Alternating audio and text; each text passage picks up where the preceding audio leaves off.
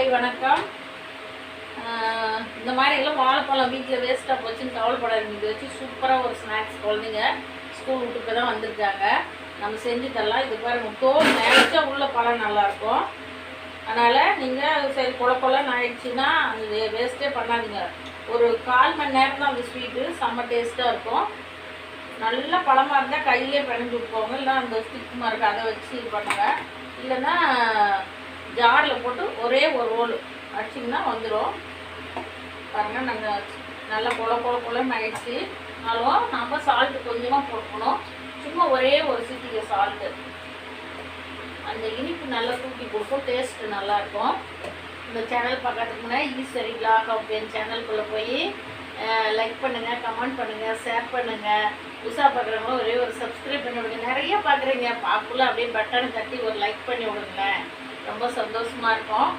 பாருங்கள், இதுக்கு தேவையானது என்னென்னு ஒரு வாழைப்பழம் போட்டால் ஒரு டம்ளர் நிறைய ரவை, அதே டம்ளரில் சர்க்கரை.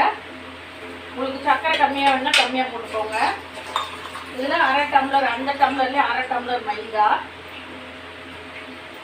கட்டாயம் தோசை இட்லி சோடா மாவு கட்டாயம் போடணும். குட்டி ஸ்பூனில் பாருங்கள், ஒரு 1/2 ஸ்பூனு, குட்டி ஸ்பூனு ஏலக்காய் தூள் கட்டாயம் போட்டுக்கோங்க. அந்த டேஸ்ட்டு நல்லாயிருக்கும். நான் தூள் பண்ணி வச்சுட்டேன். அப்படி தூள் இல்லைன்னா நீங்கள் ஏலக்காய் தட்டி போட்டுக்கோங்க. தூள் 1 ஸ்பூன் ஏலக்காய், அதிலே 1 டம்ளர் தண்ணி. அப்படியே நல்லா வாழைப்பழம் நல்லா கொலன்னு வச்சுக்கனால கையிலே அப்படியே உடச்சி விட்ருங்க. நிமிஷம் அப்படியே வச்சுருக்கணும். ஏன்னா ரவை நல்லா ஊறணும். நிறைய ஊறக்கூடாது, ஒரு மாதிரி ஆகிடும். கொஞ்சம் பாதி ரவை ஊறினோடனே போட்டால் அந்த வாயில் மாட்டி சாப்பிடக்குள்ள டேஸ்ட்டு நல்லாயிருக்கும். இப்படி கூட போட்டுக்கோங்க, மைதா சரிக்கு சரி. நல்லா டைட்டாக மூடி வச்சுருங்க. ஒரு 10 நிமிஷம் கழிச்சு பாருங்கள், நல்லா ஊறிடும். 10 நிமிஷம் கழிச்சு பார்க்கலாம்.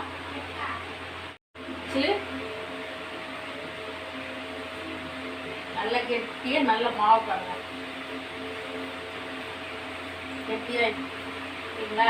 மாவு எவ்வளோ கெட்டியாகிடுச்சுன்னு. நல்ல மாவு பாருங்கள். நான் போட்ட அளவே போடுங்க, கரெக்டாக இருக்கும். எண்ணெய் நல்லா காஞ்சிடுச்சு. குட்டி குட்டியாக போடுங்க, அப்போ தான் உள்ளே இருக்கிறது வேகும். ரொம்ப பெருசாக போட்டிங்கன்னா உள்ளே வேகாது. மேலே நல்லா செவந்துடும், உள்ளே மாவு அப்படி இருக்கும்.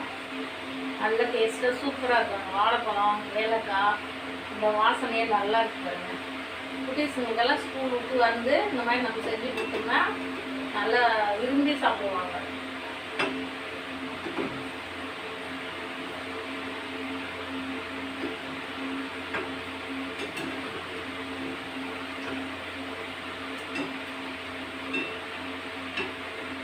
சூப்பராக கலர் மாறுது பாருங்க. அப்படியே அந்த கோல்டன் கலர் வரக்குள்ள எடுத்தோம்னா சூப்பராக இருக்கும். சாப்பிட்றது ரொம்ப சாஃப்டாக இருக்கும். அப்புறம் ஆறுச்சுன்னா கொஞ்சம் அந்த பின்னாடி இப்போ சாப்பிட்டிங்கன்னா அப்படியே மொறுன்னு அந்த ரவைக்கு அது நல்ல டேஸ்ட் கொடுக்கும். இது நிறைய தான் ரவை கச்சாயம் ஆகுனா ரவை கச்சாயம் ரவை இருந்தால் போதும். ரவை கச்சாயம் செஞ்சுருவாங்க. இன்னைக்கா நேற்றெல்லாம் காரம் செஞ்சு கொடுத்தல, எறா சில்லி செஞ்சோம். இன்னைக்கு இனிப்பாக செய்யலான்ட்டு ரவை கச்சாயம் பாருங்க. இந்த மாதிரி கோல்டு கலர் வந்த உடனே எடுத்துங்க. எண்ணெய் கொஞ்சம் கூட இழுக்காது. ரொம்ப நல்லா இருக்கும். முதல் தொட்டு பார்த்தீங்கன்னா ரொம்ப சாஃப்டாக இருக்கும். கொஞ்சம் ஆறின உடனே கெட்டி ஆகாது, ஒரு மாதிரி மொறுன்னு ரொம்ப நல்லா இருக்கும் சாப்பிட்றதுக்கு. ரவை கச்சாயம் இந்த மாதிரி கோல்டு கலரில் வரக்குள்ளே எடுக்கணும். ரொம்ப சிவக்க விட்றாதீங்க, வெள்ளையாக இருக்கக்குள்ளேயும் எடுக்காதீங்க. இந்த மாதிரி கோல்டு கலர் வந்தால் தான் நல்லா வெந்துருச்சுன்னு இருக்கும். அங்கே எல்லாம் எடுத்துட்டு பார்க்கலாம். பக்கத்துலேயே இருந்து திருப்பி விடுங்க. சூப்பராக ரெடி ஆகிடுச்சு. எல்லாம் ரெடியாக ஸ்கூல் விட்டு வந்து ஸ்நாக்ஸ் எதாங்க சூப்பராக ஒரு 1/4 மணி நேரத்தில் பாருங்கள். 1 டம்ளர் ரவை, 1/2 டம்ளர் மைதா, எவ்வளோ வந்திருக்கு பாருங்கள்.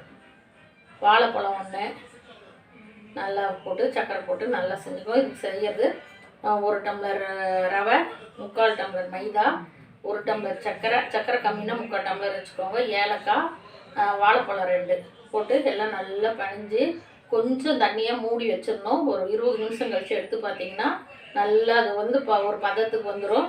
அதுக்கப்புறம் உள்ள கை போட்டு நல்லா கலக்கிட்டு எண்ணெய் வச்சு எண்ணெய் காஞ்ச உடனே சின்னதாக போட்டால் தான் உள்ளே வேகும் பாருங்கள்.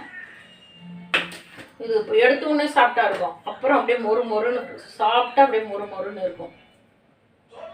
பாருங்க சவுண்ட் கேட்குதுங்களா? செம்ம டேஸ்ட்டாக இருக்கும்.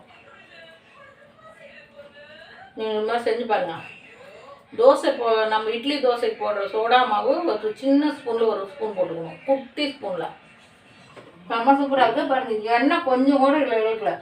நம்ம பனையார கடலை போட்டு எடுத்த மாதிரி இருக்குது பாருங்கள். எண்ணெயே கொஞ்சம் இல்லை, அப்படியே பளபளன்னு இருக்குது.